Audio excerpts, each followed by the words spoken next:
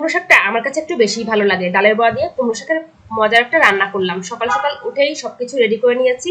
আর বাজার নিয়ে আসার পরেই তো শাকটা কেটে রাখছিলাম, এখন শুধু ওই যে পরিষ্কার করে ধুয়ে নিয়েছি।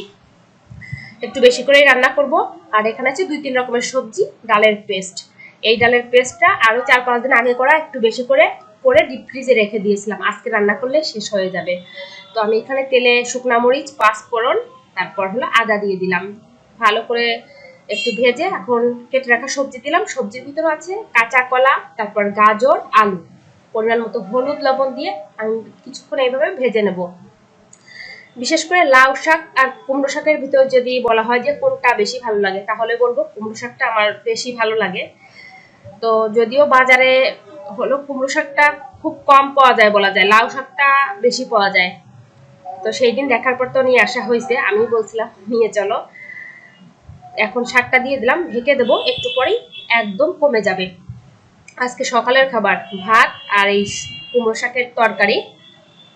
তো কিছু টাইম পর কিন্তু বেশ অনেকটা কমে গেছে, যখন সিদ্ধ হয়ে যাবে তখন আরো কমে যাবে। এখনো তো সবজি শাকটা সিদ্ধ হয়নি, তো জল উঠেছে এক্সট্রা কিন্তু অনেকটা। আমি আবার এখানে হাফ কাপের মতো জল অ্যাড করে দিয়েছি।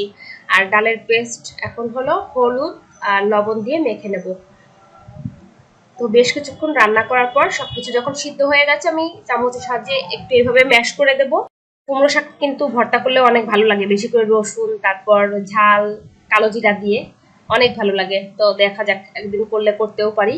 ডালের বড়াটা এই চুলায় ভেজে নিচ্ছি, আর পাশের চুলার সবজিটা একদম লো হিটে রেখে দিয়েছি যাতে ঠান্ডা না হয়।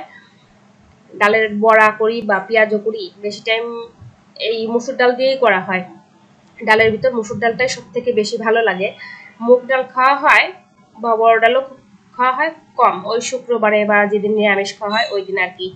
তো এখন আমি এখনো কিন্তু কোনো ঝাল অ্যাড করা হয়নি, কাঁচামরিচ অ্যাড করবো স্টিম মশলার জন্য, আগে একটু তুলে তারপর। এরকম অনেক রান্নাই আছে, এইভাবেই করতে হয়, কারণ তা না হলে কি করবো, আলাদা করে কি আর সবকিছু রান্না করা সম্ভব। তো স্টিমনের জন্য একটু তুলে এখন বেশি করে কাঁচামরিচ অ্যাড করে দিলাম, এতে যতটুকু যা ঝাল হয়, যার এখন লাগবে সে কাঁচামরিচ সাথে খাবে, মানে কাঁচামরিচ মুখে দিয়ে খাবে।